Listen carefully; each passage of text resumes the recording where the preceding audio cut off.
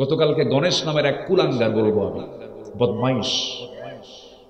গতকালকে গণেশ নামে একটা ছাত্র নামের কলঙ্ক, শিক্ষকের সামনে কেমনে কথা বলতে হয় এই আদবটুকু জানে না। চাপড়ায় চাপড়ায় কথা বলো। যে লোক তার শিক্ষক এবং বাপ মাকে সম্মান করতে জানে না, সে হচ্ছে পৃথিবীর সবচেয়ে নিকৃষ্ট মানুষ। যার আদব নাই তার কিছু আছে? তার চেয়ে বড় অসহায় পৃথিবীতে কেউ আছে? তাহলে আপনার নেতা কি গণেশ হবে না মোহাম্মদ হবে? জোরে বলেন, বলেন। আপনার নেতা গণেশ না মোহাম্মদ? পথ দুইটা, একটা হচ্ছে জাহান্নামের পথ, আরেকটা কিসের পথ? জান্নাতের পথ। আমরা কোন পথে যাব বলেন? বেনামাজির সাথে থেকে, বেনামাজির নেতৃত্ব মেনে সব দেখা শেষ করেছে। আইয়ুব করেছে শাসন, মুজিব দিয়েছে ভাষণ। কি ঠিক কিনা বলেন? আইয়ুব করেছে শাসন, মুজিব দিয়েছে ভাষণ। জিয়া কেটেছেন খাল, এরশাদের তাল বেতাল, খালেদা হাসিনার হরতাল। ঠিক কিনা? সব দেখা শেষ। আগামীর দেশ কোরআনের দেশ ইনশাআল্লাহ। রাজি আছেন কারা কারা? হাত উঁচু করে দেখা।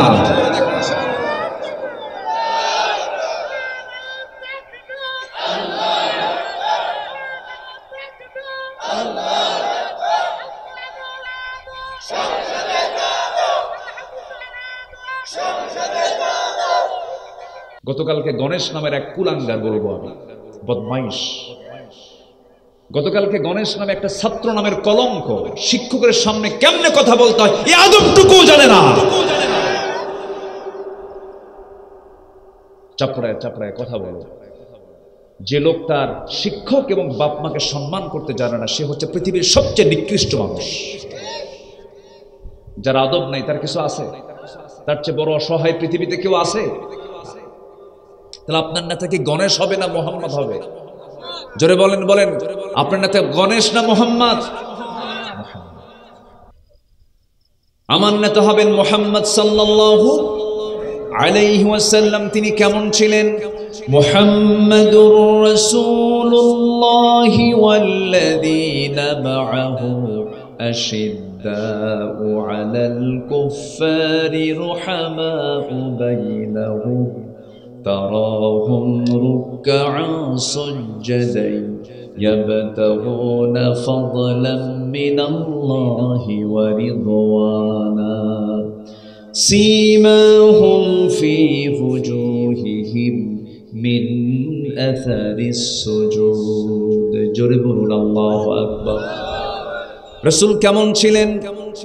তিনি অত্যন্ত বিনয়ী ছিলেন, উগ্র মেজাজি ছিলেন না। শিশু যখন তার সামনে দাঁড়াতো, রাসূলের আচরণে মুগ্ধ হয়ে ঘন্টার পর ঘন্টা শিশু রাসূলের সামনে বসে থাকতো। আমার নবীজির সামনে কেউ কষ্ট পেয়ে বিদায় নিয়েছে এমন কোন ব্যক্তির আগমন পৃথিবীতে হয় নাই। রাসূল যাকে কষ্ট দিয়েছেন এমন বিনয়ী মানুষ ছিলেন। শিশুর সামনে দাঁড়াতেন, শিশু হয়ে যেতেন। যুবকের সামনে দাঁড়াতেন, যুবক হয়ে যেতেন। স্ত্রীর সামনে দাঁড়াতেন, স্বামী হয়ে যেতেন। নাতির সামনে দাঁড়াতেন, নানা হয়ে যেতেন। যুদ্ধের সামনে দাঁড়াতেন, যোদ্ধা হয়ে যেতেন। শত্রু মোকাবেলায় দাঁড়িয়ে যেতেন, মুজাহিদ হয়ে যেতেন। এমন কোন গুণ, এমন কোন দিক নাই যা তার মধ্যে অপূর্ণ ছিল। আমার নবী বিশ্ব নবী খুব বিনয়ী মানুষ ছিলেন। একদিন আমার নবী এরকম ভরা দরবারে বসে বসে তিনি কথা বলছেন, মাজলিসে বসে বসে কথা বলছেন। আমার নবীজি শুধু কথা বলতেনই না, আবার শুনতেনও। এক সাহাবী সামনে থেকে দাঁড়ায় বলে, হুজুর আমার কিছু কথা আছে, আমি কিছু ওয়াজ করতে চাই। রাসূল বলেন, তুমি কি ওয়াজ করবা বলো। হুজুর আমার ওয়াজ কে লম্বা হয় নাকি, একটু হালকা কথা আছে, কি বলবে বলো। সামনে দাঁড়ায় বলছে, হুজুর আমার লম্বা কথা নয়, জাহেলি যুগের একটা কথা মনে পড়ে গেল। রাসূল বলছেন, কি কথা বলো। হুজুর আমি যখন ইসলাম বুঝি নাই, দিন পাই নাই, কোরআন আমি পাই নাই, দিন পাই নাই, সেই সময় আমি এক মূর্তির পূজা করতাম, দেবতা হিসেবে মানতাম। সেই মূর্তিটাকে বুকে নিতাম, মাথায় নিতাম, সম্মান করতাম, ভাগ্যের প্রতীক মনে করতাম। যেখানে যেতাম সঙ্গে করে নিয়ে চলে যেতাম। হঠাৎ একদিন দূর সফরে যাব, পেশাবের চাপ আসলো। প্রকৃতির চাপ আসলো, করলাম কি এই মূর্তিটা কোথায় রাখবো, দেবতাটাকে কোথায় রাখবো, যদি যত্রতত্র ফেলে রাখি অসম্মান হয়ে যাবে। খুঁজতে খুঁজতে একটু উঁচু জায়গায় পেলাম, উঁচু জায়গায় রেখে দিয়া, সেই জায়গায় সম্মানের সঙ্গে রেখে দিয়ে আমি আড়ালে চলে গেলাম। শৌচকার্য কমপ্লিট করলাম, এসে দেখি ওই দেবতার মাথা থেকে পা পর্যন্ত আবদ্ধ মস্তক ভিজা পানি। ভাবলাম বুঝি রহমতের পানি, রহমতের পানি মনে করে জিহবার একটা চাটন মারলাম। চাটন মেরে দিকে আমতাম, তা কেমন যেন গন্ধ টক টক লাগে। সামনের দিকে তাকায় দেখি কুত্তাটা লেজ গুটায়া যায়। সাহাবে কেরাম হাসতেছেন, আমার নবীজি মুস্কি মুস্কি হাসি মারলেন। এরপরে রাসূল বলছেন, সাহাবী এরপরে কি হলো বলো হুজুর। এরপর আমি যখন কুকুরের দিকে তাকায় দেখি কুকুরের লেজ গুটানো, দেখে ভাবলাম কুত্তাই তো কাম সারছে, এই কুকুরই তো কাম সারছে, তো সেই পানি না। এমন রাগ চাপলো আমার, জিহ্বাও নষ্ট হলো, মেজাজও গরম হয়ে গেল। সর্বশক্তি নিয়োগ করে ওই দেবতা যাকে আমি সারা জীবন সম্মান করেছি তাকে শক্ত করে ধরে এমন রাগ উঠলো, এক আষাঢ়ে ভেঙ্গে টুকরো টুকরো হয়ে গেল। বলে ফেললাম, যে মূর্তি, যে দেবতা তার নিজের অস্তিত্ব রক্ষা করতে পারে না, সেই মূর্তি আমার কোনোদিন রব হতে পারে না। আজকে আমি সেই ভুল ভ্রান্ত পথভ্রষ্ট সেই পথকে আমি পরিহার করে আজকে হেদায়েতের রাস্তায় এসে আকাশের মালিক আল্লাহকে খুঁজে পেয়েছি। এই কথাটা জানার জন্য, এই কথাটা বলার জন্য আমি আপনার সামনে দাঁড়িয়েছি। জোরে বলেন সুবহানাল্লাহ। পথ দুইটা, একটা হচ্ছে জাহান্নামের পথ, আরেকটা কিসের পথ? জান্নাতের পথ। আমরা কোন পথে যাব বলেন? বেনামাজির সাথে থেকে, বেনামাজির নেতৃত্ব মেনে সব দেখা শেষ করেছি। আইয়ুব করেছে শাসন, মুজিব দিয়েছে ভাষণ। কি ঠিক কিনা বলেন? আইয়ুব করেছে শাসন, মুজিব দিয়েছে ভাষণ। জিয়া কেটেছেন খাল, এরশাদের তাল বেতাল, খালেদা হাসিনার হরতাল। ঠিক কিনা? সব দেখা শেষ। আগামীর দেশ কোরআনের দেশ ইনশাআল্লাহ। রাজি আছেন কারা কারা? হাত উঁচু করে দেখা।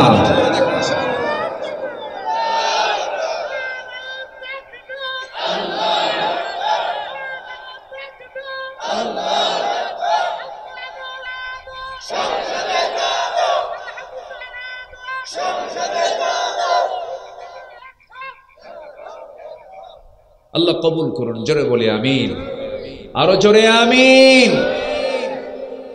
আল্লাহি, আল্লাহর কসম করে বলি, আমি কোন দলীয় নির্দিষ্ট কোন দলীয় এজেন্ডা নিয়ে আমি এখানে আসিনি। আমি এসেছি আল্লাহর দলকে সামনে রেখে। কার দল? আমরা কার? আমরা দলও করব কার? জোরে বলেন কার? নামাজ আছে যেখানে আমি আছি, সুদ আছে যেখানে, চাঁদাবাজি আছে যেখানে, জমি দখল যেখানে। পুকুরে বিষ দেয় নাকি এলাকায়? আলহামদুলিল্লাহ, বেশি করে দিবে।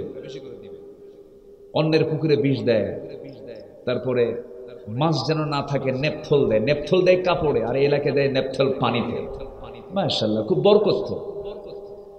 ভাবতেছেন হুজুর জানে না? হুজুর সব নিউজ মাথায় নেই, মঞ্চে উঠছে। এগুলো করা যাবে না। আপনি বান্দার হক নষ্ট করবেন, আল্লাহ আপনার জন্য জান্নাতটাকে হারাম বানায় দিবেন। কখনো এগুলো করা যাবে না।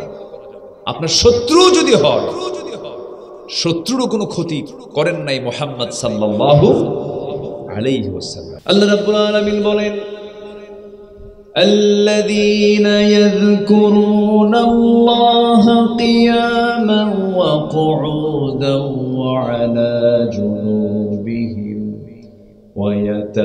ويتفكرون في خلق السماوات والأرض ربنا ما خلقت هذا باطلا سبحانك فقنا عذاب النار. জোরে বলুন আল্লাহু আকবার। আমাদের দায়িত্ব হলো জিকির করা, আমাদের দায়িত্ব হলো ফিকির করা। জিকির আছে, ফিকির নাই, কাম হবে না। ফিকির আছে, জিকির নাই, তাও কাম হবে না। ফিকিরও করব, জিকিরও করব। জিকিরও করতে হবে, ফিকিরও করতে হবে। আল্লাহ তাআলা দুটার হুকুমই দিয়েছেন, ওয়াতাফাক্কারুন ওয়াযকুরুন। জিকির ফিকির দুইটাই লাগবে। জিকির আছে ফিকির নাই, ওর জিকিরের কোনো মূল্য আল্লাহ দিবেন না। আবার ফিকির আছে জিকির নাই, ওর ফিকিরের মূল্য আল্লাহ দিবেন না। কারণ ফিকির করণেওয়ালা বহু বেঈমান আছে। আমেরিকার নাসাতে বসে গবেষণা করতেছে, রাশিয়ার ল্যাবরেটরিতে বসে বসে গবেষণা করছে, বিজ্ঞানীরা বহু কিছু আবিষ্কার করতেছে। দেখবেন বহু কিছু ফিকির তারা করছে, কিন্তু তাদের মুখে কোনো জিকির নাই, ওই ফিকিরের কোনো মূল্য নাই। জিকিরের মূল্য তখন হবে, ফিকির যখন তার মধ্যে থাকবে। ফিকিরের মূল্য তখন হবে, জিকির যখন তার মধ্যে থাকবে। দুটাই থাকতে হবে। এই জন্য এই মুখে একমাত্র সবসময় কার নাম? জোরে বলুন না, কার নাম? আল্লাহর নাম। লা ইলাহা, জোরে, লা ইলাহা ইল্লাল্লাহ, লা ইলাহা ইল্লাল্লাহ, সুবহানাল্লাহ।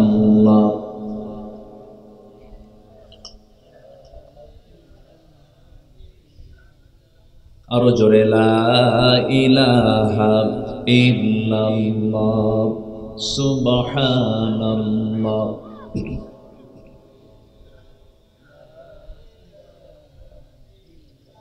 লা ইলাহা ইল্লাল্লাহ মুহাম্মাদুর রাসূলুল্লাহ সাল্লাল্লাহু আলাইহি ওয়াসাল্লাম। আমি কিছু সময় আপনাদের কাছ থেকে চেয়ে নিচ্ছি, আমাকে সময় দেবেন? কতক্ষণ থাকবেন বলেন? আমি মেহমান না আপনি মেহমান? না, আমরা সবাই মেহমান।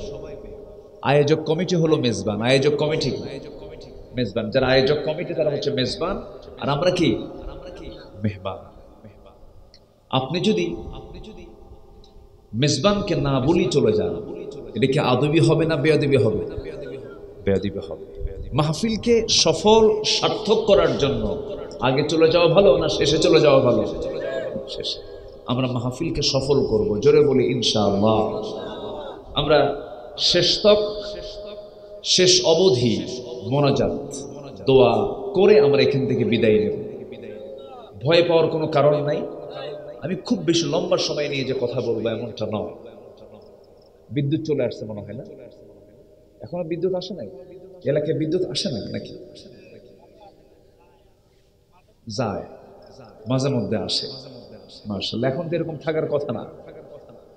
আমরা তো একটা টাইম, দীর্ঘ সময় পার করেছি, 16 বছর একটা টাইম চলে গেছে।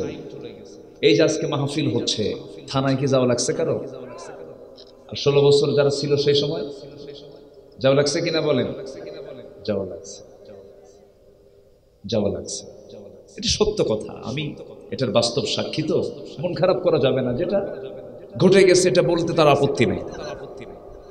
মাহফিল করতে দেয়নি আমাদের। এই পাবনাতে দই বাজার নাম শুনছেন তো? পাবনা দই বাজার নাম শুনছেন? দই বাজার একদম হার্ড পয়েন্ট, নিউ মার্কেটের সাথে। মাহফিলে মঞ্চ উঠলাম, গোলাগুলি শুরু হলো। পীর সাহেবরা গোলাগুলি করতেছে। গোলাগুলি কইরা আমারে লক্ষ্য করে কয়েকটা গুলিও ছুটছে। মাহফিল পণ্ড হয়ে গেল, মাহফিল বন্ধ করে দিল। 3 দিন পরে দেখি একটা মামলা হয়েছে। সেই মামলার 1 নম্বর আসামি হলো আব্দুল্লাহ আমিন। কি কথা কি বুঝতেছেন আপনারা? এগুলো একটা সময় অতিক্রম আমরা করেছি। যুগে যুগে যারাই কোরআনকে নিয়ে, ইসলামকে নিয়ে, আলেম সমাজ, দ্বীনকে নিয়ে যারা ষড়যন্ত্র করেছে, তাদের অবস্থা ফেরাউনদের মতোই হয়েছে, নমরুদদের মতোই হয়েছে। এটাই ইতিহাস, এটাই বাস্তবতা। সম্মানিত ভাইয়েরা, আমি মূল পয়েন্টের দিকে আস্তে আস্তে চলে যাচ্ছি। আমি কেন বলে নিলাম, এটা রাত হয়েছে তো হয়তো অনেকে এরকম প্রিপারেশন নিচ্ছেন যে চলে যাব কখন। আমি যেতে দেব না। তো আমরা দোয়া করে এখান থেকে বিদায় নেব, জোরে বলি ইনশাআল্লাহ। আমরা হেদায়েত চাই না?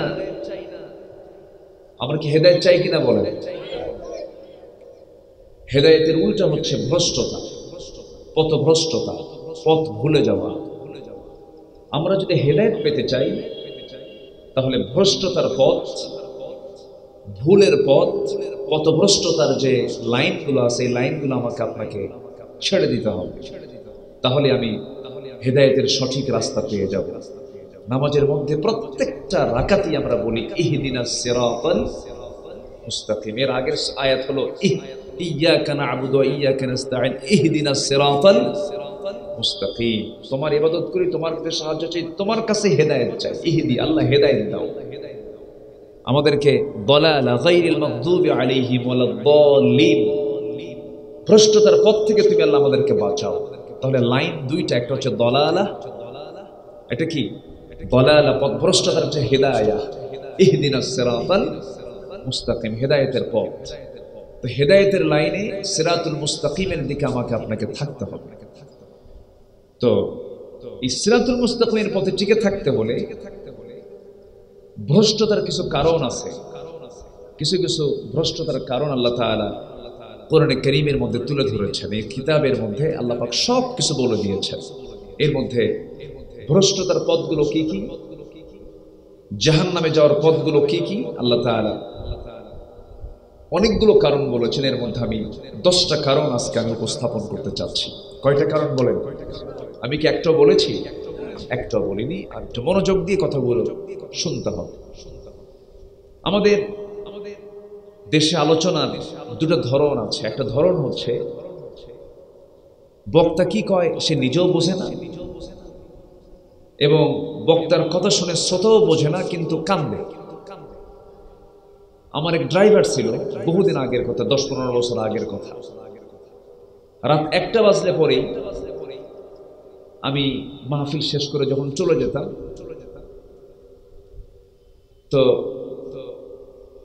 ঘুম যেন না ধরে, আমি যখন চোখটা বন্ধ, আমার দেশের অধিকাংশ ড্রাইভাররা তো শ্রমিক ডিপার্টমেন্ট, তারা দিনই শিক্ষা থেকে বঞ্চিত, দিন পায় নাই, মুখের ভাষা ঠিক নাই, আচরণ ঠিক নাই, নেশাক্রান্ত বেশি হয়। এটা আমার দেশের শ্রমিকদের ভিতরে এই নেচারটা পাওয়া যায়। তো যখন সে প্রথম আসে আমার কাছে, দেখি যে রাত 1টা বাজলেই আমি যখন একটু ঘুম ঘুম ভাব, তখন সে গান চালু করে। তো দেশীয় কোনো গান না, হিন্দি গান চালু করে। তো বললাম, তুমি বাঙালি, তুমি দেশের নাগরিক, তুমি গান চালাও কেন? ঘুম ধরে তো, এই জন্য গান চালাই। কিন্তু বুঝো কিছু কিছু বুঝি না, কিন্তু তালে মারি। তা আমার দেশের ওয়াজ যে আলোচক কিছু আছে, আলোচকও বোঝে না, শ্রোতাও বোঝে না, কিন্তু মাঝখান দিয়ে কান্দে, কোনো ফলাফল নেই। আমরা এমন কথা শুনবো না, আমরা শুনবো সেই কথা যে কথা শুনলে পরে আমার জীবনের পরিবর্তন আসবে, আখিরাতে আমি জান্নাতের পথ পাবো। জোরে বলি ইনশাআল্লাহ, জোরে বলি ইনশাআল্লাহ। তার আগে আমি একটা প্রশ্ন করতে চাই। এখানে যারা আসছেন সবাই আমার দ্বীনি ভাই, অনেক আড়ালে মা বোন আসছেন। আমি আপনাদের উদ্দেশ্য করে একটু বলতে চাই, আজকের এই ওয়াজের মাহফিল আপনি যদি না আসতেন, গুনাহ হতো? আসতে কয় গুনাহ হতো, কিন্তু সওয়াব থেকে বঞ্চিত হতেন, সওয়াব থেকে বঞ্চিত হতেন, কিন্তু কোনো গুনাহ হতো না। কিন্তু আসার আগে মসজিদের মাইক থেকে একটা আওয়াজ এসেছিল। সে আওয়াজের নামটা কি? আরো জোরে বলেন, আরো জোরে। আজান কে দেয়? মুয়াজ্জিন। আজানটা দিল কি? হাইয়া আলাস সালাহ, নামাজে আসো, কল্যাণে আসো। এই আজানের ডাকে সাড়া দিয়ে মসজিদে অথবা বাড়িতে 4 রাকাত ফরজ নামাজ পড়েছেন কারা কারা? একটু হাত তুলে দেখান তো দেখি। মাশাআল্লাহ, অনেক অনেক অনেক মাশাআল্লাহ, হাত নামা। আমি খুবই খুশি হলাম যে আজকে আমি নামাজে কিছু শ্রোতা পেয়েছি। বলি আলহামদুলিল্লাহ। কিছু ভাই হাত তুলতে পারেন নাই, তারাও আমার প্রিয়, খুবই কাছের, খুবই আপনজন। আমি আপনাকে আল্লাহি, আল্লাহর কসম করে বলি, যারা হাত তুলতে পারেন না, আমি আপনাকে লজ্জা দেবার জন্য আমি হাত তুলতে বলিনি। কিন্তু ভাই, আজকের এই মাহফিল আপনি যদি না আসতেন, আপনার কোনো গুনাহ হতো না।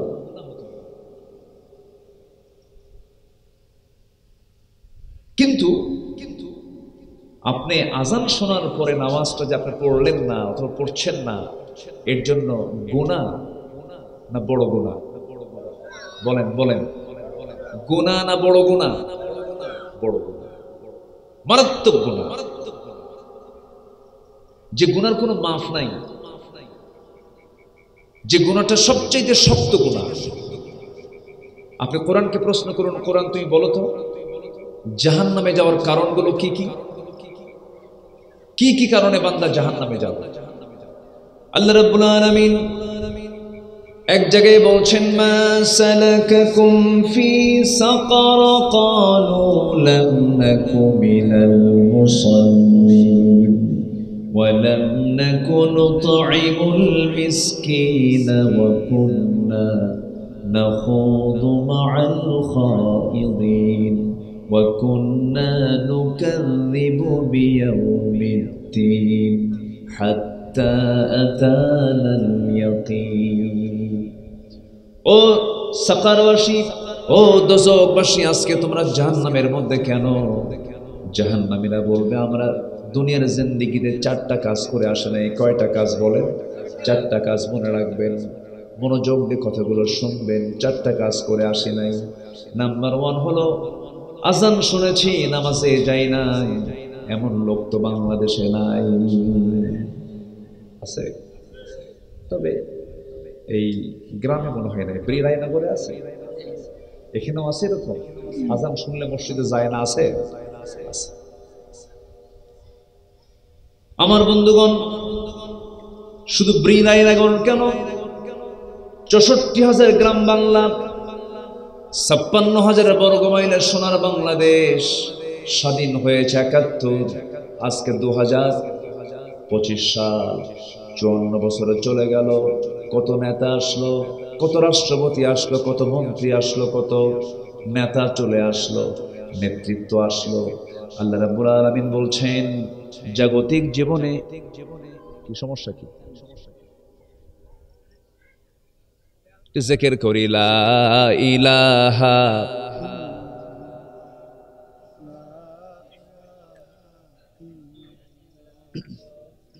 সাউন্ড এত এলোমেলো কেন? ঠিক করেন তো সাউন্ড, এক এক সময় এক একটা সাউন্ড দেন কেন? কান একটা সাউন্ড দেন। চাচা বসেন, আমি দেখতেছি তো, বসেন। লা ইলাহা ইল্লাল্লাহু মুহাম্মাদুর রাসূলুল্লাহ সাল্লাল্লাহু।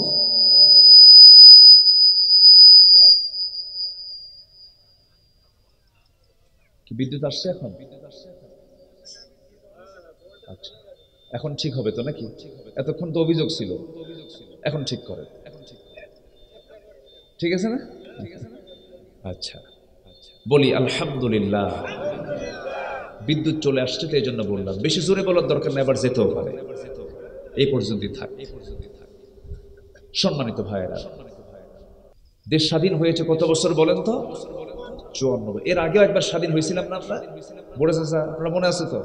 যারা বয়স্ক তাদের তো মনে থাকার কথা।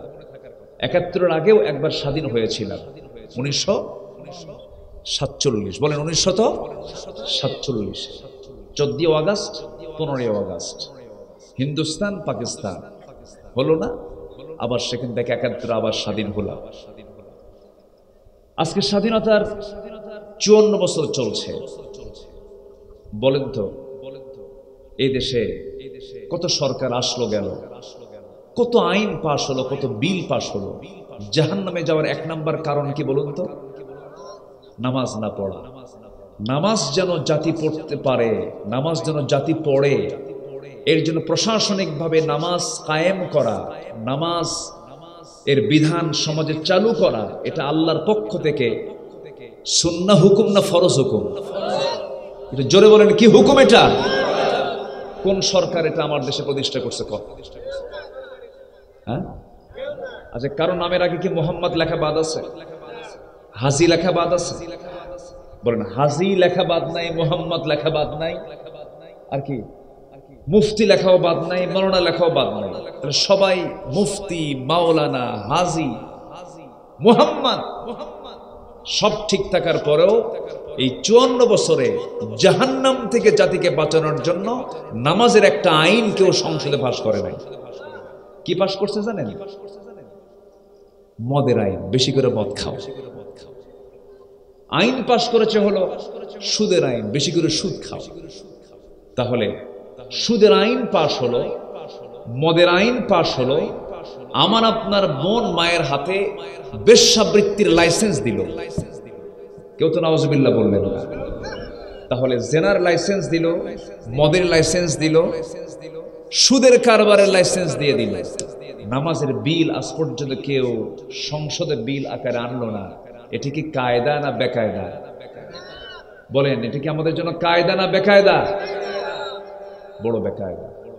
যারাই চায় তাদের কি বলে? রাজাকার। যারা চায় তাদের কি বলে? হলো যুদ্ধাপরাধী। যারা চায় তাদেরকে মোটা দাগের বড় আসামি করে দীর্ঘ 16 বছর তাদেরকে কারাগারে রাখা হয়েছে। আস্তে কোন কেন, জোরে কোন, ঠিক কিনা? রাগ করতেছেন নাকি আপনারা? রাগ করলেও কোনো যায় আসে না তো, জেল খাটছি না, কিছু কথা বলতে হবে। কি রাগ করতেছেন নাকি? রাগ করা যাবে না ভাই। শোনেন, আমি দরদ নিয়ে কথা বলছি। আমি আওয়ামী লীগ বুঝি না, বিএনপিও বুঝি না, জামাত ইসলামী, জাতীয় পার্টি, যে দলই করেন করেন, সমস্যা নেই। আমার কথা হলো, যে দল আমাকে জান্নাতে নিয়ে যাবে সেই দল আমাকে করতে হবে। সম্পর্ক কি শুধু দুনিয়ায় শেষ না আখেরাত? আমার বন্ধু সেই হবে যে আমার আখেরাতে কাজে লাগবে। আমার দল সেটাই হবে যে দল আমাকে জান্নাতের দিকে নিয়ে যাবে। আমার কথায় কি কোনো ভেজাল আছে? কি অসুবিধা? না দোয়া করে দেব? আচ্ছা, একটু মনোযোগ দিয়ে কথাগুলো শোনেন। আমার নবীজির সময়ে আবু জেহেলও কোনো সমস্যা করছিল না। আবু জেহেল মোহাম্মদ সাল্লাল্লাহু আলাইহি ওয়াসাল্লামকে বলল, মোহাম্মদ শোনো, খামাখা ঘুম থেকে উঠে তুমি আমাকে দেখো, আমিও তোমাকে দেখি, একই বংশের মানুষ, গন্ডগোল নাই, কিচ্ছু নাই। তোমার সঙ্গে আমার কোনো ক্যাসালের দরকার নাই। তোমার ধর্ম 6 মাস, আমার ধর্ম 6 মাস। তোমারটাও থাকুক, আমারটাও থাকুক। তুমি আমারটাকে জায়েজ করো, আমি তোমারটাকে জায়েজ করি, তাহলে তোর ক্যাসাল লাগে না। এখন এরকম বলার লোক আছে না নাই? আসতে বলবেন না, আছে না নাই? মা দুর্গা গজে চড়েছেন, ফসল উন্নতি হয়েছে। আছে কিনা বলেন? মুসলমান বলে, আছে না, আছে না নাই বলেন? দুর্গা পূজা শুধু হিন্দুদের উৎসব নয়, গোটা বাঙালি জাতির উৎসব। ধর্ম যার যার, উৎসব সবার। মানে তুমি পূজায় যাও, প্রসাদ খায় আসো, কোনো সমস্যা নেই। ধর্ম যার যার, উৎসব সবার, বউ যার যার, হক সবার। মানবেন? মানবেন? চাকরি যার যার, বেতন সবার। মানবেন আপনি? তো এই চেতনা যারা লালন করবে তারা কি হেদায়েতের রাস্তায় না পথভ্রষ্ট? বলেন, হেদায়েত না পথভ্রষ্ট? পথভ্রষ্ট। আমাকে জান্নাতের লাইনে উঠতে হবে। 1 নম্বর হলো জাহান্নামে যাওয়ার কারণ। 1 নম্বর কি না পড়া, কি না পড়া। যে নেতা নামাজ না পড়ে ওর পিছনে গেলে আপনি জান্নাতে যাবেন? আপনি নিজে নামাজ পড়েন কিন্তু আপনার নেতা গণেশ, কি নাম? গণেশ। গতকালকে গণেশ নামের এক কুলাঙ্গার, বলবো আমি, বদমাইশ। গতকালকে গণেশ নামে একটা ছাত্র নামের কলঙ্ক, শিক্ষকের সামনে কেমনে কথা বলতে হয় এই আদবটুকু জানে না। চাপড়ায় চাপড়ায় কথা বলে। যে লোক তার শিক্ষক এবং বাপ মাকে সম্মান করতে জানে না, সে হচ্ছে পৃথিবীর সবচেয়ে নিকৃষ্ট মানুষ। যার আদব নাই তার কিছু আছে? তার চেয়ে বড় অসহায় পৃথিবীতে কেউ আছে? তাহলে আপনার নেতা কি গণেশ হবে না মোহাম্মদ হবে? জোরে বলেন, বলেন, আপনার নেতা গণেশ না মোহাম্মদ? আমার নেতা হবেন মোহাম্মদ সাল্লাল্লাহু আলাইহি ওয়াসাল্লাম। তিনি কেমন ছিলেন? মুহাম্মাদুর রাসূলুল্লাহি ওয়াল্লাযীনা মাআহু আশিদ্দাউ আলাল কুফফারি রুহামাউ বাইনাহুম তারাহুম রুকআন সুজদান ইয়াবতাগুনা ফাদলাম মিনাল্লাহি ওয়া রিদওয়ানা سيماهم في وجوههم من أثر السجود জোরে বলুন আল্লাহু আকবার। রাসূল কেমন ছিলেন? তিনি অত্যন্ত বিনয়ী ছিলেন, উগ্র মেজাজি ছিলেন না। শিশু যখন তার সামনে দাঁড়াতো, রাসূলের আচরণে মুগ্ধ হয়ে ঘন্টার পর ঘন্টা শিশু রাসূলের সামনে বসে থাকতো। আমার নবীজির সামনে কেউ কষ্ট পেয়ে বিদায় নিয়েছে এমন কোন ব্যক্তির আগমন পৃথিবীতে হয় নাই। রাসূল যাকে কষ্ট দিয়েছেন এমন বিনয়ী মানুষ ছিলেন। শিশুর সামনে দাঁড়াতেন, শিশু হয়ে যেতেন। যুবকের সামনে দাঁড়াতেন, যুবক হয়ে যেতেন। স্ত্রীর সামনে দাঁড়াতেন, স্বামী হয়ে যেতেন। নাতির সামনে দাঁড়াতেন, নানা হয়ে যেতেন। যুদ্ধের সামনে দাঁড়াতেন, যোদ্ধা হয়ে যেতেন। শত্রু মোকাবেলায় দাঁড়িয়ে যেতেন, মুজাহিদ হয়ে যেতেন। এমন কোন গুণ, এমন কোন দিক নাই যা তার মধ্যে অপূর্ণ ছিল। আমার নবী বিশ্ব নবী খুব বিনয়ী মানুষ ছিলেন। একদিন আমার নবী এরকম ভরা দরবারে বসে বসে তিনি কথা বলছেন, মাজলিসে বসে বসে কথা বলছেন। আমার নবী শুধু কথা বলতেনই না, আবার শুনতেনও। এক সাহাবী সামনে থেকে দাঁড়ায় বলে, হুজুর আমার কিছু কথা আছে, আমি কিছু ওয়াজ করতে চাই। রাসূল বলেন, তুমি কি ওয়াজ করবা বলো। হুজুর আমার ওয়াজকে লম্বা হয় নাকি, একটু হালকা কথা আছে, কি বলবে বলো। সামনে দাঁড়ায় বলছে, হুজুর আমার লম্বা কথা নয়, জাহেলি যুগের একটা কথা মনে পড়ে গেল। রাসূল বলছেন, কি কথা বলো। হুজুর আমি যখন ইসলাম বুঝি নাই, দিন পাই নাই, কোরআন আমি পাই নাই, দিন পাই নাই, সেই সময় আমি এক মূর্তির পূজা করতাম, দেবতা হিসেবে মানতাম। সেই মূর্তিটাকে বুকে নিতাম, মাথায় নিতাম, সম্মান করতাম, ভাগ্যের প্রতীক মনে করতাম। যেখানে যেতাম সঙ্গে করে নিয়ে চলে যেতাম।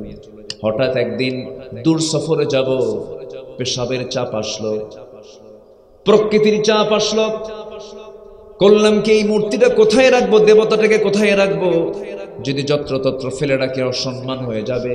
খুঁজতে খুঁজতে একটু উঁচু জায়গায় পেলাম, উঁচু জায়গায় রেখে দিয়া, সেই জায়গায় সম্মানের সঙ্গে রেখে দিয়ে আমি আড়ালে চলে গেলাম।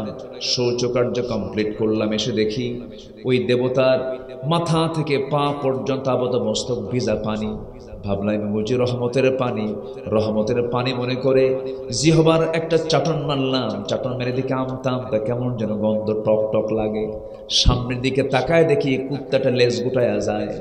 সাহাবে কেরাম হাসতেছেন, আমার নবীজি মুস্কি মুস্কি হাসি মারলেন। এরপরে রাসূল বলছেন, সাহাবী এরপরে কি হলো বলো হুজুর। এরপর আমি যখন কুকুরের দিকে তাকায় দেখি কুকুরের লেজ গুটানো, দেখে ভাবলাম কুত্তাই তো কাম সারছে, এই কুকুরই তো কাম সারছে, তো সেই পানি না। এমন রাগ চাপলো আমার, জিহ্বাও নষ্ট হলো, মেজাজও গরম হয়ে গেল। সর্বশক্তি নিয়োগ করে ওই দেবতা যাকে আমি সারা জীবন সম্মান করেছি তাকে শক্ত করে ধরে এমন রাগ উঠলো, এক আষাঢ়ে ভেঙ্গে টুকরো টুকরো হয়ে গেল। বলে ফেললাম, যে মূর্তি, যে দেবতা তার নিজের অস্তিত্ব রক্ষা করতে পারে না, সেই মূর্তি আমার কোনোদিন রব হতে পারে না। আজকে আমি সেই ভুল ভ্রান্ত পথভ্রষ্ট সেই পথকে আমি পরিহার করে আজকে হেদায়েতের রাস্তায় এসে আকাশের মালিক আল্লাহকে খুঁজে পেয়েছি। এই কথাটা জানার জন্য, এই কথা বলার জন্য আমি আপনার সামনে দাঁড়িয়েছি। জোরে বলেন সুবহানাল্লাহ। পথ দুইটা, একটা হচ্ছে জাহান্নামের পথ, আরেকটা কিসের পথ? জান্নাতের পথ। আমরা কোন পথে যাব বলেন? বেনামাজির সাথে থেকে, বেনামাজির নেতৃত্ব মেনে সব দেখা শেষ করেছি। আইয়ুব করেছে শাসন, মুজিব দিয়েছে ভাষণ। কি ঠিক কিনা বলেন? আইয়ুব করেছে শাসন, মুজিব দিয়েছে ভাষণ। জিয়া কেটেছেন খাল, এরশাদের তাল বেতাল, খালেদা হাসিনার হরতাল। ঠিক কিনা? সব দেখা শেষ। আগামীর দেশ কোরআনের দেশ ইনশাআল্লাহ। রাজি আছেন কারা কারা? হাত উঁচু করে দেখা।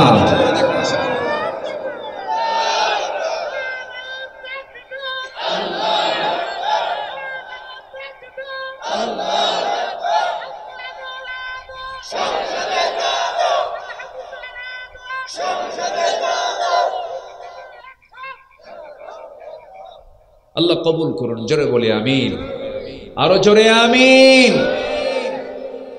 আল্লাহি, আল্লাহর কসম করে বলি, আমি কোনো দলীয় নির্দিষ্ট কোনো দলীয় এজেন্ডা নিয়ে আমি এখানে আসিনি। আমি এসেছি আল্লাহর দলকে সামনে রেখে। কার দল? আমরা কার? আমরা দলও করবো কার? জোরে বলেন কার? নামাজ আছে যেখানে আমি আছি, সুদ আছে যেখানে, চাঁদাবাজি আছে যেখানে, জমি দখল যেখানে, পুকুরে বিষ দেয় নাকি এলাকায়? আলহামদুলিল্লাহ, বেশি করে দিবে। অন্যের পুকুরে বিষ দেয়, তারপরে মাছ যেন না থাকে নেপথল দেয়, নেপথল দেয় কাপড়ে, আর এলাকায় দেয় নেপথল পানিতে। মাশাআল্লাহ, খুব বরকত। ভাবতেছেন হুজুর জানে না? হুজুর সব নিউজ মাথায় নেই, মঞ্চে উঠছে। এগুলো করা যাবে না। আপনি বান্দার হক নষ্ট করবেন, আল্লাহ আপনার জন্য জান্নাতটাকে হারাম বানায় দিবেন। কখনো এগুলো করা যাবে না। আপনার শত্রু যদি হয়, শত্রুরও কোনো ক্ষতি করেন নাই মুহাম্মদ সাল্লাল্লাহু আলাইহি ওয়াসাল্লাম। আমার নবীজি হিজরতের রাতে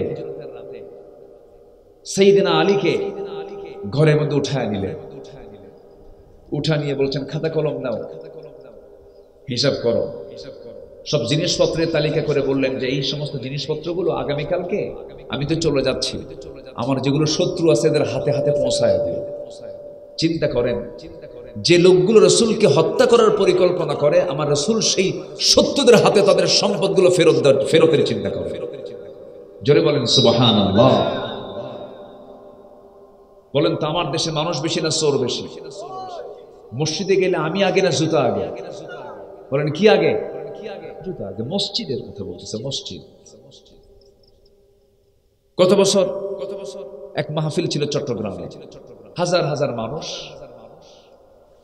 মাহফিল শেষ হলো, দোয়া শেষ করলাম। মাহফিল শেষ করে মঞ্চ থেকে নামবো, দেখি যে আমার জুতা নাই। এমন ওয়াজ শুনছে, জুতা নিয়ে চলে গেছে।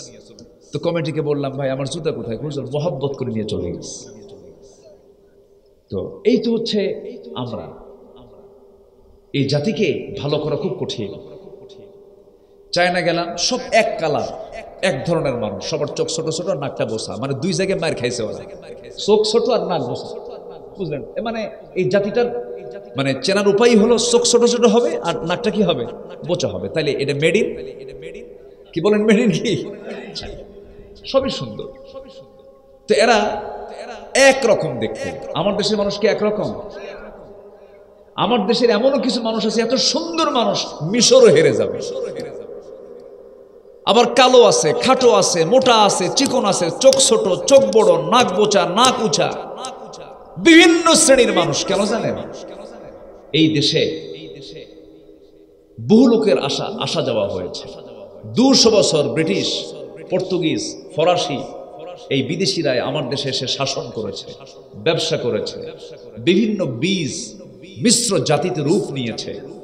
এজন্য এই মিশ্র জাতিকে ঠিক করার জন্য দুনিয়ার কোন আইন দিয়ে সম্ভব নয়, কোরআন দিয়ে সোজা করতে হবে মুসলমান। এই জাতি এত সহজে ঠিক হবে না। রাগ করতেছেন নাকি আপনারা? আমি কিন্তু পথভ্রষ্টতার কারণ 10টা, এখনো একটাও কই নাই। তাহলে কে বলেন তো, নুরু ওয়াজ কি শেষ না শুরু? এহানান ভাই কি আলোচনা শেষ করবো? আচ্ছা, মাশাআল্লাহ। বলি আলহামদুলিল্লাহ। আমার কাছে সবাই সমান। কেউ যেন মন খারাপ করবেন না, আমি কাউকে গালি দেওয়ার জন্য আসিনি। কিন্তু চোরের পক্ষে আমার কথা যাবে না, ডাকাতের পক্ষে আমার কথা যাবে না, সন্ত্রাসীর পক্ষে আমার কথা যাবে না। পথভ্রষ্টতার 10টা কারণ। নাম্বার 1 হলো, 1 নাম্বার হলো কুফর।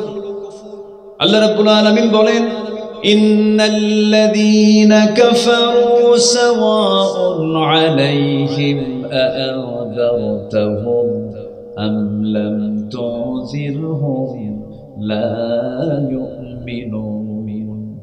ختم الله على قلوبهم وعلى سمعهم وعلى أبصارهم غشاوة ولهم عذاب عظيم। জোরে বলুন আল্লাহু আকবার। নিঃসন্দেহে যারা কুফরি করেছে তাদেরকে হে রাসূল আপনি ভয় দেখান বা না দেখান, তাদের জন্য উভয় সমান, তাদের এই দাওয়াতে কোনো কাজ হবে না। আমার বন্ধুগণ, কুফরিটা এমন একটা মারাত্মক গুনাহ, এই কুফরির ঠিকানা হলো জাহান্নাম। কাফের কোনোদিন জান্নাত পাবে না। আমার দেশে বহু মুসলমান নামধারী কাফের আছে না নাই? আসতে বলবেন না, আছে না নাই? আছে। নামের আগে মোহাম্মদ লাগানো আছে, কিন্তু সে বিশ্বাসগতভাবে সে মুসলমান হতে পারে না। আল্লাহর আইনকে সে বিশ্বাস করে না, নবীর বিধানকে সে বিশ্বাস করে না, নবীর সুন্নাতকে সে মানতে চায় না, অস্বীকার করে ফেলে। এমন লোক আমার দেশে আছে যারা শরিয়াকে মানতে চায় না। আছে না? শরিয়ত কি মানি না। কোরআন কি? কোরআনের আইন, এটা কোরআন শুধু নামাজে মানবো, সমাজে মানবো না, আইনে চলবে না, প্রশাসন চলবে না, কোর্ট আদালতে কোরআনকে আমরা নিয়ে আসতে চাই না। এমন ধরনের হাজি, নামধারী, লকবধারী আছে না নাই বলেন তো? আচ্ছা। আল্লাহর ভাষায় যারা আমার বিধান যারা চায় না, তারা কি মুসলিম না কাফের? এটা কি আমার ফতুয়া না আল্লাহর ফতুয়া? আল্লাহর ফতুয়া। তাহলে ইমানদার হতে হলে সব কিছুতে ইমান আনতে হবে। কোরআন আইনের কিতাব, এতে কোনো সন্দেহ নাই। আল্লাহ রাব্বুল আলামিন বলেন, ওয়ামান লাম ইয়াহকুম বিমা আনজালাল্লাহ ফাউলাইকা হুমুল কাফিরুন। কোরআন আয়াতে বলছেন ফাউলাইকা হুমুল ফাসিকুন ফাউলাইকা হুমুল যালিমুন। আমার দেওয়া বিধান অনুযায়ী যারা বিচার কার্য ফয়সালা করবে না, তারাই হলো কাফের, তারাই হলো ফাসিক, তারাই হলো জালিম। আল্লাহ পাক এই তিনটি ভাষায় তাদেরকে গালমন্দ করেছেন, তাদেরকে এমন শক্ত কথা বলে দিয়েছেন, তোমরা কাফের, তোমরা ফাসিক, তোমরা জালিম, যারা আমার আইন চাও না। এই যে 54 বছর চলে গেল, আমরা যে আইন নিয়ে সমাজে বসবাস করছি, এটা কি মানুষের আইন না আল্লাহর আইন? জোরে বলেন, আরো জোরে বলেন, কি আল্লাহর আইন না মানুষের আইন? কিন্তু আল্লাহ দেখতে চান কার আইন? আল্লাহ কার আইন দেখতে চান? তারই আইন দেখতে চান। তারই আইন দেখতে চান বলেই যুগে যুগে আল্লাহ রাব্বুল আলামিন মানুষকে হেদায়েতের পথ দেখানোর জন্য যুগে যুগে পয়গম্বর পাঠিয়েছেন। আমরা যে মানুষগুলো এখানে বসে আছি, যে ভাইরা আমরা এখানে বসে আছি, আমাদের পরিচয় কিন্তু ছোট নয়। আমরা কিন্তু ছোটখাটো পরিচয়ের কেউ নই। প্রত্যেকের বড় একটা পরিচয় আছে। আমরা কিন্তু নবীর সন্তান। কিসের সন্তান বলেন? নবীর সন্তান। হয়তো আপনি বলবেন, আমরা নবীর সন্তান কেমনে হলাম? দেখবেন অনেক পীর বুজুর্গ আছে, একটু ভালো বংশ হলে পরে, চৌধুরী বংশ হলে পরে প্রাউড করে, সৈয়দ বংশ হলে প্রাউড করে, অহংকার দেখায়। মোগল, পাঠান, সৈয়দ, মির্জা, বিভিন্ন বংশের বিভিন্ন কৌলিন্য দেখায়, গর্ব দেখায়। কিন্তু আল্লাহ রাব্বুল আলামিন এই পৃথিবীর প্রথম মানুষটাকে যাকে পাঠিয়েছেন, সাধারণ করে না নবী করে? বলেন, সাধারণ করে না নবী করে? নবী করে পাঠায় দিয়েছে। তো প্রথম মানুষ যদি নবী হয়, তাহলে আমরা কার সন্তান হচ্ছে বলেন? নবীর সন্তান হচ্ছে। বহুদিন আগে কোন এক মাহফিলে গেছি, থাক বন্ধ থাকুক, সমস্যা নেই। তো সেই মাহফিলে যাওয়ার পর, সেই মাহফিলে একজন অতিথি ছিলেন, উনি পীর সাহেব মানুষ। আমি পীর বিরোধী না, আমি পীরকে মহব্বত করি। যদি পীর গাঁজা না খায়, পীর যদি কি না খায়, গাঁজা না খায়, এরকম পীর কিন্তু আমার দেশে আছে যে পীর গাঁজাও খায়। এরকম আছে কিনা বলেন? আছে। সেটা কি পীর না ভণ্ড বলেন? অবশ্যই ভণ্ড। তা আমার দিকে তাকান, একটু মনোযোগ দিয়ে কথাগুলো শোনেন। তা আমি ওনার সঙ্গে দেখা হলো, উনি কোন একটা পীর সাহেব, আমি তাকে সালাম দিলাম। উনি সালামের জবাব নিতে নিয়ে খুব আপত্তি, খুবই আওয়াজ শোনা যায় না। আমি সালাম দিয়ে যেন এক বিপদে পড়ে গেছি। উত্তর তেমন নাই। আমি কথাও বলতে চাইলাম, কথা ভালো করে কয় না। এক পর্যায়ে আমি তাকে প্রশ্ন করে ফেললাম, মুরব্বী আপনার পরিচয়? আমি অমুক পীর জাদা, এরকম একটা পরিচয় উনি দিলেন। আচ্ছা ঠিক আছে। পরক্ষণ উনি আমাকে প্রশ্ন করলেন একটু মেজাজি কণ্ঠ নিয়ে, আপনার পরিচয়টা কি? তা আমি সঙ্গে সঙ্গে বলে ফেললাম, আমি হলাম নবীজাদা। তো বললাম, আপনি নবীজাদা বললেন, এটা কেমন কথা? হ্যাঁ, আপনি যদি পীরের ছেলে, যদি পীরজাদা হন, আমি হলাম নবীর ছেলে নবীজাদা। আপনার নবী কে? আমার নবী হলো আমার বাবা হচ্ছেন আদম আলাইহিস সালাতু ওয়াস সালাম, আমার বাপ যদি আদম হয় আমি তার সন্তান, আমি হলাম নবীজাদা। তাহলে উনি পীরজাদা আর আমরা কি? যেরকম আমরা কি বলেন, দাম কার বেশি হলো? নবীজাদার দামই তো বেশি হলো। কিন্তু নবীজাদা হয়ে কি লাভ আছে? নবীর ছেলে হয়েও জাহান্নামী আছে না নাই বলেন তো? নূহের ছেলে জান্নাতি না জাহান্নামী? নবীর ছেলে হয়েও লাভ নাই, নবীর বাবা হয়েও লাভ নাই। নবীর বাবা হয়ে যদি জান্নাতি হওয়া যেত, ইব্রাহিম আলাইহিস সালাতু ওয়াস সালাম তার বাবা আজরকে জান্নাতে নিয়ে যেতে পারতেন। আবার নবীর চাচা হয়ে যদি জান্নাত পাওয়া যেত, আবু তালেবকে রাসূলের সঙ্গে করে জান্নাতে নিয়ে যেতে পারতেন। বাবা হয়েও লাভ নাই, ভাই হয়েও লাভ নাই, ছেলে হয়ে লাভ নাই, স্ত্রী হয়েও লাভ নাই। জান্নাত পাওয়ার জন্য হেদায়েত শর্ত, ইহদিনাস সিরাতাল মুস্তাকিম। আমার নবীজি দুনিয়া থেকে যখন তার আপন চাচা আবু তালেবকে বিদায় হতে দেখলেন, চাচাকে ডাক দিয়ে বলছেন, চাচা আপনি আমাকে ভাষা শিখালেন, আপনি আমাকে ব্যবসা শিখালেন। আমার জন্মের পূর্বেই বাপ মরে গেছে, জন্মের 8 বছরে আমার দাদা মরে গেছে, জন্মের 5 বছরে মা মরে গেছে। এই মা বাবা সবার চাহিদা আপনি চাচা হয়ে পূরণ করেছেন। আপনি আমার পিতৃব্য। সে 8 বছর থেকে শুরু করে আজকের দিন পর্যন্ত যুগ যুগ পার হয়ে গেছে, আপনি আমাকে নিয়ে পাড়ি দিয়েছেন, আমার এত খেদমত করেছেন, আমার এত সেবা করেছেন। চাচা আপনার সন্তান দুটাও তারা কালেমা পড়ে মুসলমান হয়ে গেছে। আমার আলী, আমার জাফর, আপনার কলিজার টুকরা সন্তান। আজকে আপনি দুনিয়া থেকে বিদায় নিতেছেন। চাচা আপনি আমার জন্য কি করেন নাই? আপনি আমার জন্য জেল খেটেছেন, আপনি আমার জন্য 3.5 বছর শিব আবু তালেবে না খেয়ে বয়কটে থেকেছেন। শুকায় শুকায় আপনি কাঠ হয়ে গেছেন। যে চাচা আপনি আমার জন্য এত কিছু করলেন, চাচা আজকে মরে যাচ্ছেন, একটাবার কালিমার ঘোষণা দিয়ে দেন। আবু তালেব চুপ চুপ মেরে আছেন। রাসূল বলছেন, চাচা পুরা কালিমা পড়া লাগবে না, শুধু বলবেন লা ইলাহা ইল্লাল্লাহ, আমি আপনার জন্য বেহেশতের জামিন হয়ে যাব। আবু তালেব একসময় বলতেছে, মোহাম্মদ রে আমাকে জোরাজুরি করো না, আমার কপালে কালিমা নাই, আমি আমার বাপ চাচার ধর্ম ছাড়তে পারবো না। আমার নবীজির চোখের পানি কোনা বেয়ে বেয়ে টপ টপ করে পড়তেছে। আমার নবীজি বারবার তাকে বলছেন, চাচা একটাবার কালিমা পড়েন, আল্লাহর পক্ষ থেকে আয়াত নাযিল হলো, হে রাসূল আপনি যাকে ভালোবাসবেন আপনি তাকে হেদায়েত দিতে পারবেন না, আপনি তাকে হেদায়েত দিতে পারবেন, ইন্নাকা লান তাহদিনি মান আহবাবতা, ভালোবাসলে আপনি তাকে হেদায়েত দিতে পারবেন না, কারণ হেদায়েতের চাবি একমাত্র কার হাতে?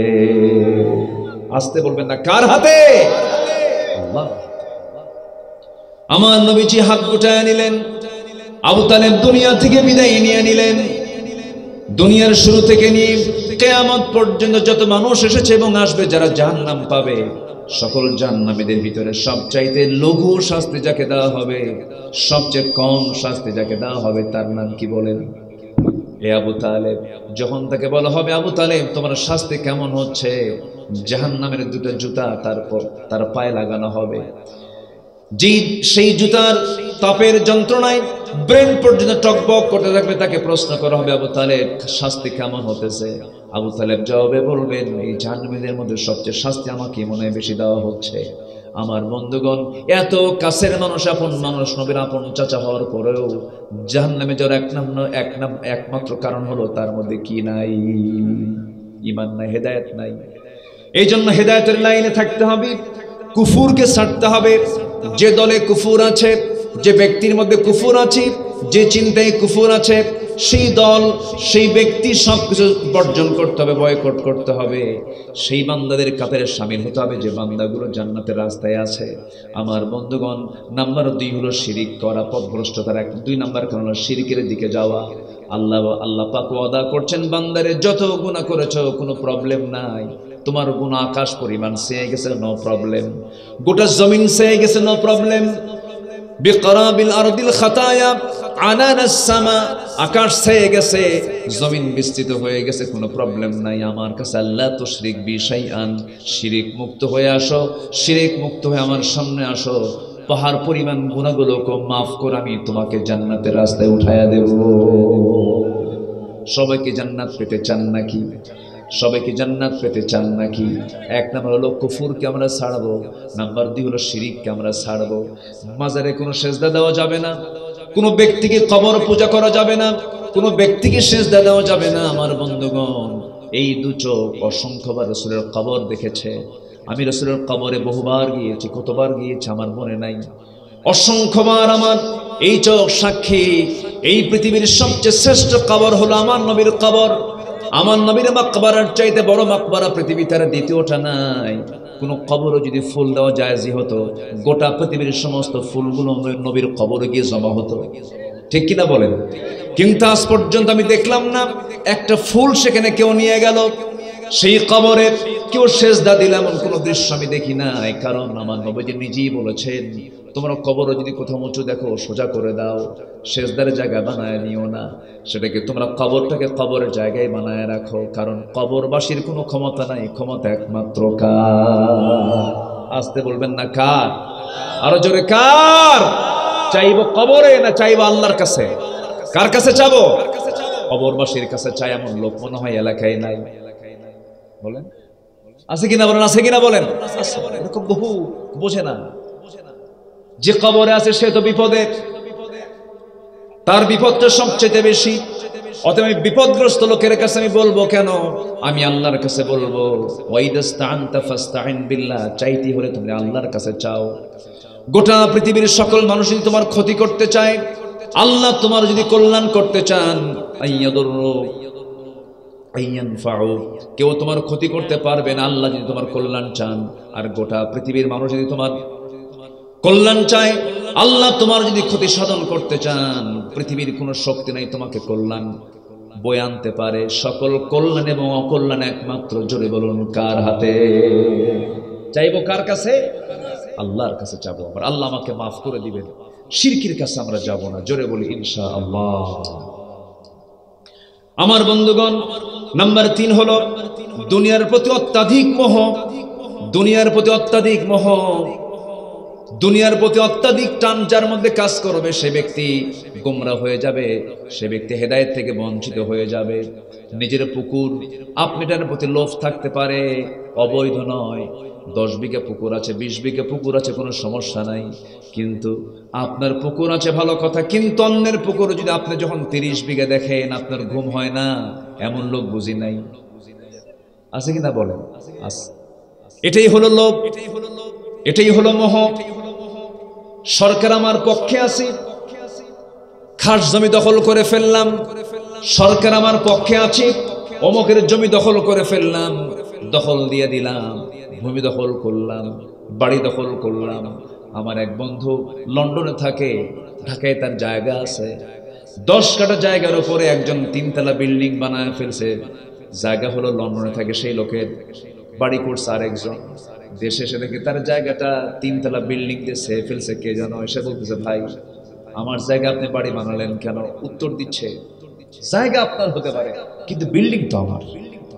নাউজুবিল্লাহ বলবেন না? তো এরকম চিন্তা লালন যারা করবে তাদের কি হেদায়েতের পথ না পথভ্রষ্টতার পথ? পথভ্রষ্টতার পথ, ভ্রষ্টতা। দালালা গায়রিল মাগদুবি আলাইহিম ওয়ালাদ দাল্লিন। সে পথভ্রষ্টতার পথ থেকে আমাকে আপনাকে দূরে থাকতে হবে।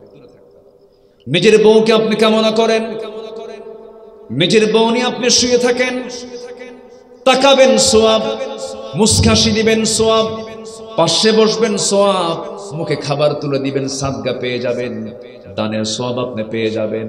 নিজের বউকে আপনি হক আদায় করবেন, আল্লাহ রাব্বুল আলামিন আপনার অনেকগুলো গুনাহকে মাফ করে দিবেন। নিজের বউয়ের হক আদায় করবেন, যৌন কামনা করবেন, আল্লাহ রাব্বুল আলামিন সওয়াব লিখবেন, সমস্যা নাই। কিন্তু অবৈধ লোভ করা যাবে না। সেই লোভ করতে হবে নিজের বউ না পরের বউ? বলেন বলেন বলেন বলেন। পরের বউয়ের দিকে টান মনে হয় নাই? কিছু কিছু মানুষের আছে না নাই? বলেন নিজের বাচ্চা ভালো, পরের বউ ভালো, আছে নাকি? নিজের বাচ্চা ভালো, পরের বউ ভালো। জোরে কর নাউযুবিল্লাহ। আকাম কুকাম করে বেড়ায়। তবে যৌন কামনা খারাপ কিছু নয়, সম্পদের কামনা খারাপ কিছু নয়। কিন্তু আল্লাহ রাব্বুল আলামিন বলছেন, যা তুমি কামাই করবে হালাল না হারাম? হালাল পন্থায় কামাই করো, কোনো সমস্যা নাই। বিয়ে করেছ, ইজাব কবুল করে নিয়ে বউটাকে জায়েজ বানায় নিয়ে আসো, সওয়াব পেয়ে যাবে, কোনো সমস্যা নাই। কিন্তু অত্যাধিক মোহ, দুনিয়ার প্রতি অত্যাধিক টান অর্জন করতে গিয়ে তুমি দুনিয়াটাকে প্রাধান্য দিতে গিয়ে ঈমান হারা হওয়া যাবে না। উলাইকাল্লাযীনা ইশতারাউল হায়াতাদ দুনিয়া বিল আখিরাহ ফালা ইউখাফফাফু আনহুমুল আযাবু ওয়ালা হুম ইউনসারুন। জোরে বলুন আল্লাহু আকবার। যারা দুনিয়াকে বিক্রি করে দেবে আখিরাতের বিনিময়ে, ওই সমস্ত বান্দার জন্য জাহান্নামের কোনো শাস্তির কমতি করা হবে না, তাদের কোনো সাহায্যকারীও থাকবে না। এমন একটা দিন সামনে পড়ে আছে রে ভাই, দুনিয়া তো পার হয়ে যাবে, দুনিয়া তো আমরা পার করে ফেলবো, রাজাও পার করে, ফকিরও পার করে, দুনিয়া এমনি সামনে চলে যাবে। কিন্তু এমন একটা দিন আসতেছে যার শুরু আছে কিন্তু কোনোদিন শেষ হবে না। এমন একটা কঠিন দিন সবার সামনে পড়ে আসতেছে, সেই কঠিন দিনের মালিক কেউ নন। সবাই আমার সঙ্গে আওয়াজ দিয়ে দিয়ে বলুন আলহামদুলিল্লাহি রাব্বিল আলামিন আর রহমানির রহিম মালিকি ইয়াউমিদ্দিন। বিচার দিবসের মালিক তিনি কে বলেন? আল্লাহ মালিক। আমার নবী দুনিয়া থেকে বিদায় নিতেছেন, সাইয়েদনা বেলাল কাঁদতে কাঁদতে অস্থির হয়ে যেতেছেন। রাসূল বলছেন, বেলাল রে কান্দিস কেন, কি হয়েছে? হুজুর আপনি দুনিয়া থেকে বিদায় নিলে আমরা দুনিয়াতে বাঁচবো কেমনে? নবীজি সবাইকে বিদায় জানায় দিচ্ছেন। নবীজির কলিজার টুকরা পালক পুত্র একজন ছিলেন যায়েদ আনাস বিন মালিক রাদিয়াল্লাহু তাআলা আনহু, নবীর পাশে বসা, মনটা খারাপ, দাড়িও নাই, মোছও নাই, মাত্র 20 বছর বয়স হয়েছে, ছোট্ট মানুষ। নবীজি দুনিয়া থেকে বিদায় নেবেন, সে কাঁদতে কাঁদতে অস্থির হয়ে যেতেছে। রাসূলের সামনে থেকে ওই সাহাবী দূরে চলে আসলেন। দুই একদিন চলে গেল, রাসূল বলছেন আমার আনাস কোথায় গেল, খুঁজে আনো। খুঁজে খুঁজে তাকে বের করে আনা হলো। রাসূল বলছেন, আনাস রে মন খারাপ কেন, কি হয়েছে? সাইয়েদনা আনাস বলছেন, ইয়া রাসূলুল্লাহ মন খারাপ হবে না কেন, আপনি দুনিয়া থেকে বিদায় হলে আমরা বাঁচবো কেমনে? রাসূল বলছেন, আনাস রে মৃত্যুর সময় যেহেতু হয়ে গেছে আমি দুনিয়া থেকে বিদায় নিয়ে নেব। আনাস বলছেন, হুজুর 10 বছর আমি আপনার কোনো খেদমত করতে পারি নাই, আমার মা আপনার খেদমতে আমাকে দিয়ে রেখে গেছে, কিন্তু 10 বছর বয়স থেকে আজ পর্যন্ত কোন একটা দিন আপনি আমাকে গ্লাস আনতে বললেন না, এটা নিয়ে আসো এটা নিয়ে আসো বললেন না, বরং আপনি উল্টা আপনি আমার খেদমত করেছেন। আমার কেবল খেদমত করার বয়স হয়েছে হুজুর, আমার মন চায় আপনি যুগের পর যুগ বাঁচেন, আমি আনাস আমি আপনার খেদমত করে যাই। রাসূল বলেন, আনাস রে মৃত্যুর সময় আমার ঘনি এসেছে, মালাকুল মউত আমার সামনে চলে আসবে, সাকরাতুল মউতের লক্ষণ চলে আসছে, আমি দুনিয়া থেকে বিদায় হয়ে যাব। আনাস আমি দুনিয়া থেকে বিদায় হব, যেহেতু আমি তোমার জন্য আমি আল্লাহর কাছে বলবো, আল্লাহ জান্নাতের খাদেম আমার জন্য কেউ না, আমার আনাসকে তুমি আল্লাহ বরাদ্দ করে দিও। আখিরাতের চিন্তাই তাদের প্রাধান্য ছিল। দুনিয়াকে তারা তুচ্ছ মনে করেছেন, দুনিয়াকে তারা সামান্য মনে করেছেন। দুনিয়া তো পার হবেই রে ভাই আমার বন্ধুগণ। এই জন্য আমরা হিংসার দিকে যাব না, লোভের দিকে যাব না, অহংকারের দিকে যাব না, নিজের বড়ত্ব প্রকাশের দিকে যাব না। দুনিয়াতে আমরা চলবো কেমনে? আল্লাহ রাব্বুল আলামিন সূরা ফুরকানের শেষ আয়াতের দিকে বলছেন 16টা গুণ অর্জন করো জান্নাত পেয়ে যাবা। এর মধ্যে 1 নম্বর গুণ হলো বিনয়ী হও, অহংকারী হইও না। অহংকার করবা শেষ হয়ে যাবা। অহংকার একমাত্র কার? আল্লাহ রাব্বুল আলামিন বলেন, ওয়া ইবাদুর রাহমানিল্লাযীনা ইয়ামশুনা আলাল আরদি হাওনাও ওয়া ইযা খাতাবাহুমুল জাহিলুনা ক্বালু সালামা ওয়াল্লাযীনা ইয়াবীতুনা লিরাব্বিহিম সুজদান ওয়া কিয়ামা والذين يقولون ربنا اصرف عنا عذاب جهنم إن عذابها كان غراما إنها ساءت مستقرا ومقاما الله أكبر আল্লাহর যারা অনুগত বান্দা হবে, বিনয়ী হয়ে চলবে তারা। রাস্তায় যখন যাবে তাদের দেখেই মনে হবে বিনয়ী, কোনো অহংকার থাকবে না, কথা ছোট ছোট হবে, আওয়াজটা ছোট ছোট হবে, সন্ত্রাসীর কায়দায় কথা বলবে না, রাগের কায়দায় কথা বলবে না, চোখ রাঙিয়ে কথা বলবে না, আওয়াজটা বড় হবে না, বিনয়ী হয়ে চলাফেরা করবে।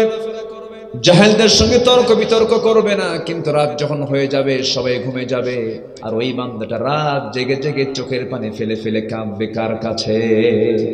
চালাক মানুষ যারা, বুদ্ধিমান মানুষ যারা, তারা কখনো মানুষের সামনে কাঁদবে না, তারা কাঁদবে কার কাছে? আল্লাহর কাছে। পৃথিবীর কোনো মানুষ কান্নার মূল্য দিতে পারে না। বউয়ের সামনে কাঁদবেন, বউ বলবে পুরুষ মানুষ কান্দে নাকি? বউ কাঁদবে স্বামীর কাছে, স্বামী বলবে মহিলা মানুষ এমন করে কান্দেই। পৃথিবীর কোনো মানুষ আপনাকে কান্নার মূল্য দেবে না। পৃথিবীর মানুষের সামনে আপনি কাঁদবেন, লজ্জা পেয়ে যাবেন, কিন্তু আপনি আল্লাহর সামনে যদি কাঁদার মতো কাঁদতে পারেন, যদি কোনো বান্দা যদি আল্লাহর ভয়ে যদি এক ফোঁটা চোখের পানি ফেলতে পারে, আল্লাহ বলেন বান্দারে ওই এক ফোঁটা চোখের পানিকে আমি আল্লাহ তাআলা গ্রহণ করে নিয়া 7টা জাহান্নামকে নিভায় দিয়ে আমি তোর জন্য জান্নাত বরাদ্দ করে দেব। এই জন্য আমার বন্ধুগণ, কাঁদবো আমরা কার কাছে বলেন? আসতে বলবেন না, কার কাছে কাঁদবো? আল্লাহর কাছে কাঁদবো আমরা। বিশ্বনবীর জীবনে কোনো গুনাহ ছিল না, ছোট্ট গুনাহ যার জীবনে নাই, সেই বিশ্বনবীও এমন কোন রাত নাই যে রাতে চোখের পানি দিয়ে যায় নামাজ ভিজে যেত না। আম্মা জান আয়েশা বর্ণিত হাদিস, আমার নবী সেজদায় পড়ে পড়ে কাঁদতেছেন, ঘন্টার পরে ঘন্টা চলে যায়, নবীজির কান্না, নবীজির লম্বা সেজদা দেখে আম্মা জান আয়েশা মনে করছেন রাসূল বুঝি মারা গেছেন, নড়চড়া নাই, চিমটি কাটলেন, রাসূল নড়ে উঠলেন। সালাম ফেরার পরে বলছেন আয়েশা তুমি আমার সঙ্গে এমনটা করলে কেন? চিমটি কাটলে কেন? কি হয়েছে হুজুর? আমি চিমটি এই জন্য কাটলাম, ঘন্টা পার হয় আপনি সেজদা থেকে মাথা উঠান না, আপনি নড়াচড়া করেন না। রাসূল বলছেন আয়েশা রে, আমি বিশ্বনবী, আমি যদি কিয়ামতের দিন আল্লাহ পাক আমাকে পাকড়াও করেন, আমি নাজাত পাবো না, আমিও নাজাত পাবো না, কিন্তু আল্লাহ তাআলা আমাকে রহমতের চাদর দিয়ে আবৃত করে রেখেছেন। ও আয়েশা, সেই কিয়ামতের কথা মনে করলে আমার চোখে পানি চলে আসে। সে হাসর, সেই মিজান, সেই পুলসিরাত, সেই জায়গায় পার হওয়ার জন্য পথভ্রষ্টতার লাইন ছেড়ে দিয়ে আমাকে হেদায়েতের লাইনে আসতে হবে। লাইন যদি ঠিক হয়ে যায়, আল্লাহ রাব্বুল আলামিন আমাকে সোজা রাস্তায় জান্নাত দিয়ে দিবেন। জোরে বল সুবহানাল্লাহ। সবাইকে নামাজ পড়তে রাজি আছে নাকি? 5 ওয়াক্ত নামাজ পড়বেন কারা কারা? একটু হাত তুলে দেখান দেখি। জোরে বলি ইয়া আল্লাহ, আরো জোরে বলি ইয়া আল্লাহ। আমাদেরকে 5 ওয়াক্ত সালাত আদায় করার তৌফিক তুমি আল্লাহ দিয়া দাও। জোরে বলি আমিন, আরো জোরে আমিন। আমি রায়নগরের মসজিদ আজকে ফজরের সময় ফুলফিল দেখতে চাই, আমি শুনবো, আমি এটা এই প্র্যাকটিক্যাল চিত্র আমি দেখতে চাই। এই গ্রামের যুবকরা যেন আজকে মসজিদটা ফজরের নামাজের সময় যেন ভরিয়ে ফেলতে পারে। জোরে বলি ইনশাআল্লাহ, আর জোরে বলি ইনশাআল্লাহ। বান্দা যখন নামাজে দাঁড়ায় আল্লাহ এত খুশি হন, আল্লাহ ফেরেশতাদের ডাক দিয়ে বলেন এই ফেরেশতারা দেখ, বান্দা উযু বানাচ্ছে, হাতের সগীরা গুনাহ মাফ হয়, মুখ ধৌত করছে, মুখের সগীরা গুনাহগুলো মাফ হয়ে যায়, মাথা মাসায় করে মাথার সগীরা গুনাহগুলো মাফ হয়ে যায়, হেঁটে হেঁটে যায়, প্রত্যেকটা কদমে কদমে সব লেখা হয়। বান্দা নামাজে দাঁড়ায়, আল্লাহর সামনে, বান্দার সামনে দাঁড়ায় যান। জোরে কোন সুবহানাল্লাহ। আল্লাহর সঙ্গে কথা বলার মাধ্যমে হলো নামাজ। আল্লাহু আকবার। বান্দা সূরা ফাতিহা শেষ করে, বান্দা রুকুতে চলে যায়, আল্লাহ বলেন ও ফেরেশতারা দেখ এই বান্দাগুলো আমার সামনে কেমন করে রুকু করলো, সেজদা দিল। এই বান্দা আমাকে দেখলো না, রাসূলকে দেখলো না, কোরআন হাদিসকে বিশ্বাস করে আমার খুশির জন্য সেজদা দিয়ে যখন আমাকে ধন্য করলো, ফেরেশতারা সাক্ষী থাক, এই বান্দার গুনাহগুলো মাফ করে আমি আল্লাহ এদের জন্য জান্নাত বরাদ্দ করে দিলাম। জোরে বলি সুবহানাল্লাহ।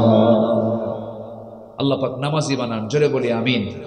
পরিবারকে দ্বীনের জন্য কবুল করুন। জোরে বলি আমিন। পরিবারের প্রত্যেক সদস্যকে বড় বড় কবিরা গুনাহ থেকে বাঁচান। জোরে বলি আল্লাহুম্মা আমিন।